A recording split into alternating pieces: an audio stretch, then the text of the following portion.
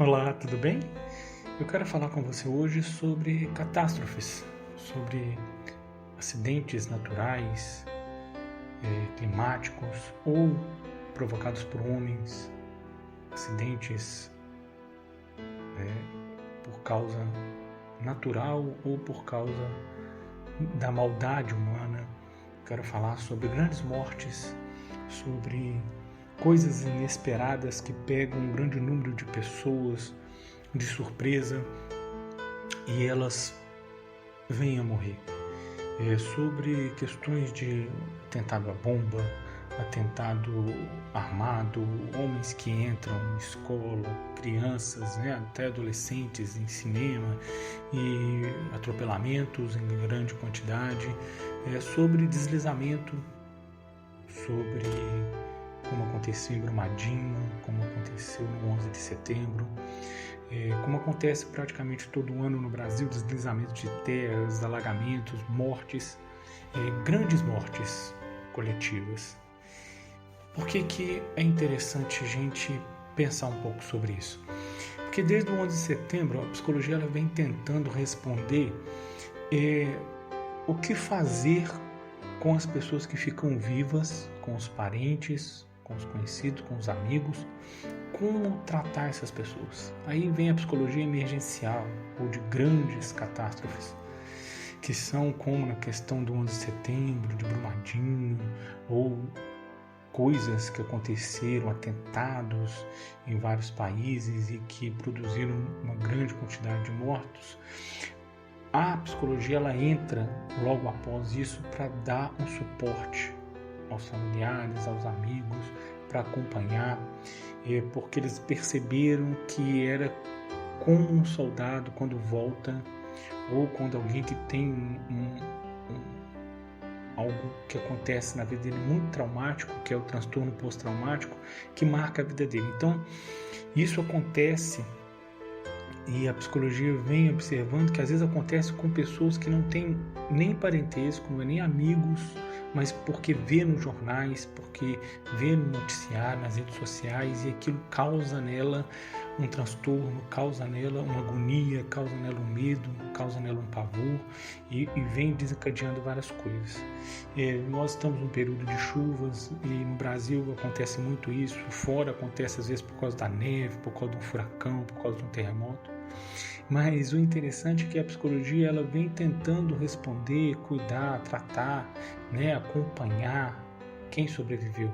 Porque se você observar, cada um que morre é uma história que foi cortada, é uma vida que foi interrompida, mas não somente uma vida, porque dali você poderia ter várias outras histórias. De repente era um jovem, iria casar, iria ter filhos, então você rompe com uma linha do tempo, uma linha histórica. Mas por que é importante olhar para isso com cuidado para responder alguns questionamentos que sempre vêm nesse período? Onde está Deus? Por que Deus deixou isso acontecer? Por que Deus me impediu? Mas Deus, como que Deus pode fazer isso com as pessoas? E lá, o provérbio de Salomão, em Eclesiastes, deixa muito claro que as coisas acontecem para todos debaixo do sol.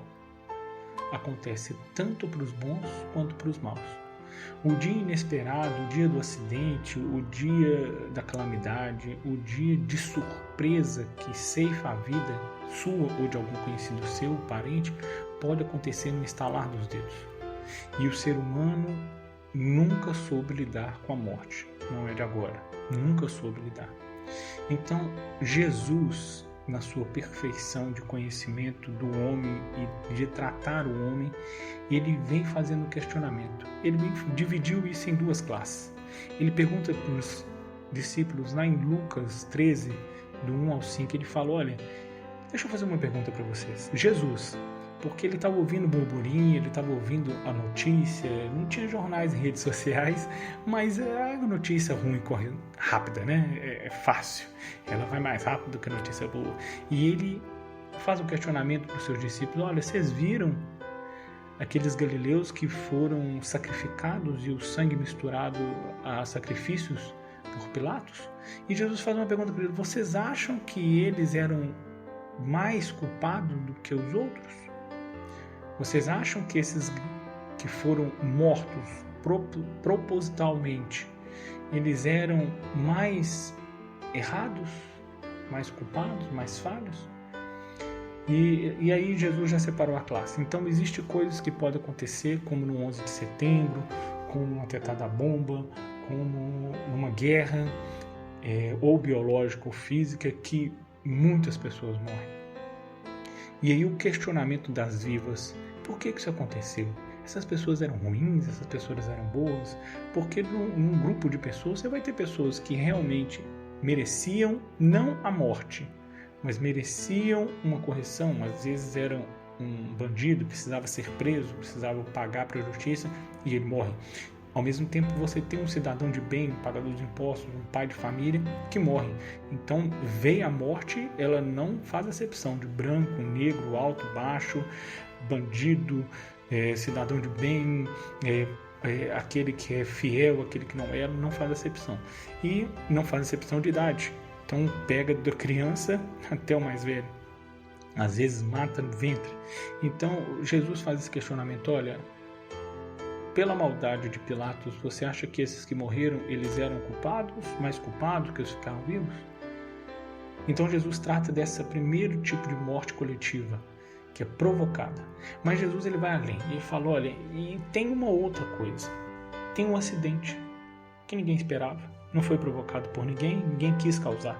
Ele fala: olha, observastes os 18 que morreram na construção da Torre de Siloé? Porque estava um burburinho. Ah, não, o culpado é porque eles estavam construindo para Roma. Ah, não, o culpado é que eles estavam construindo para o fariseu. Ah, não, o culpado é a política. O culpado é isso, o culpado é aquilo. Acontece isso muito, por exemplo, numa catástrofe ambiental, um deslizamento. Ah, não, o culpado é fulano de tal. Mas, na realidade, às vezes, o culpado nem está vivo mais. É uma coisa que foi feita, uma construção irregular.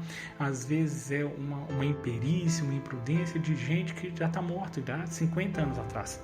Acontece muito nas cidades. As cidades elas são afetadas com as chuvas, ou com a neve, ou com o terremoto, porque ou às vezes elas foram construídas em locais que não eram para ser construídos.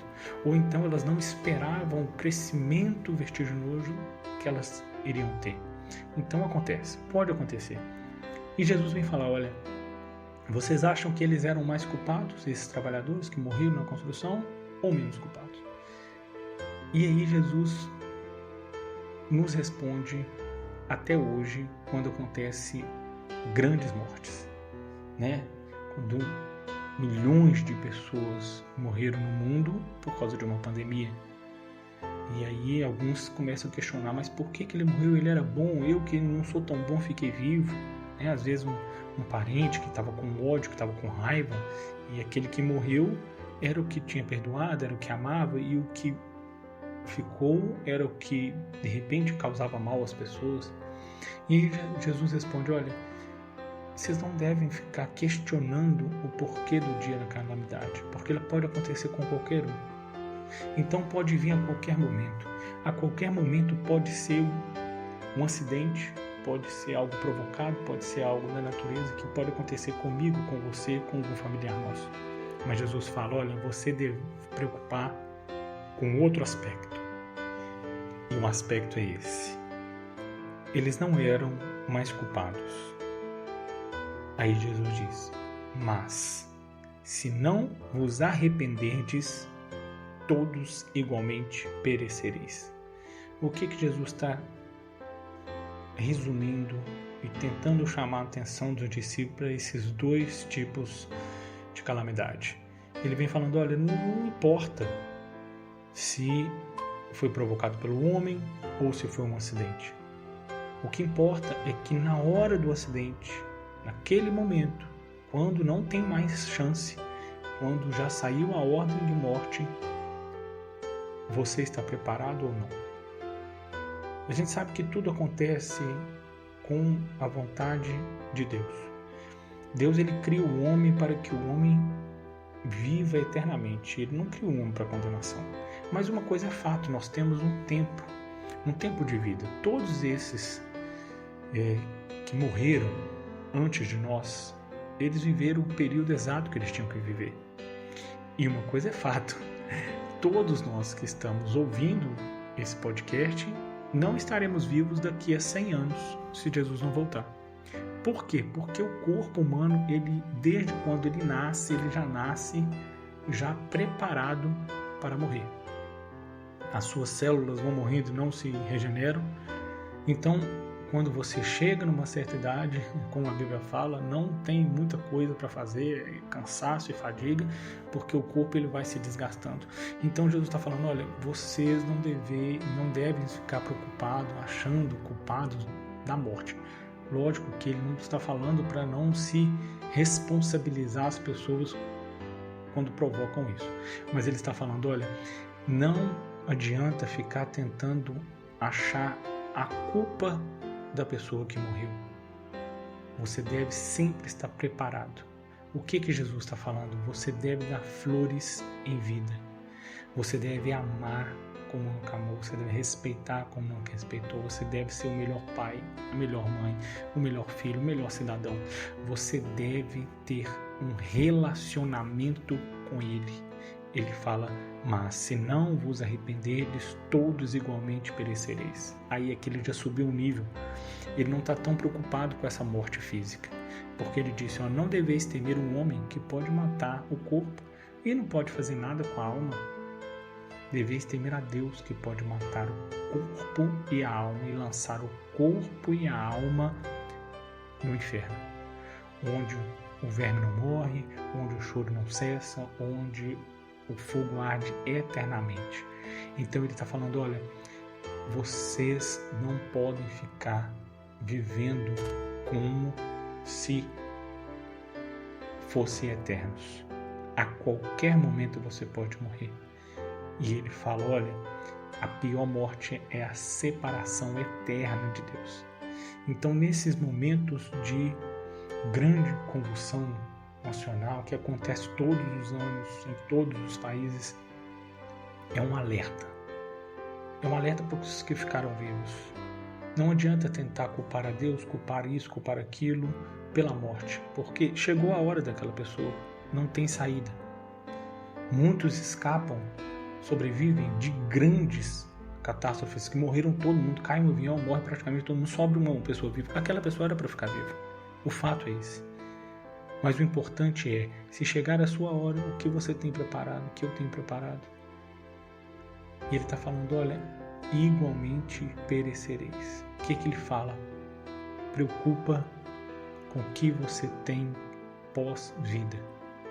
Preocupa onde você tem depositado a sua confiança, onde você tem guardado a sua herança, onde você tem vivido uma vida aqui, mas preparando para uma vida depois. Então, não espere um acidente, porque naquele momento, às vezes, não dá tempo. Não dá tempo de você se arrepender, não dá tempo de você pedir perdão, não dá tempo de você amar, não dá tempo de você refazer, não dá tempo de você voltar atrás. E às vezes não dá tempo nem de você se arrepender diante de Deus, porque pode ser no abrir e fechar de olhos, pode ser na velocidade que você não espera, pode vir por onde você não espera. Então, viva como se não tivesse um amanhã aqui na terra, mas como se Jesus disse, eu estou indo preparar lugar eterno. Então você tem esse lugar eterno. Você precisa conquistá-lo dia a dia, com a fé, com amor, no caminho que é Cristo. Eu agradeço. Obrigado.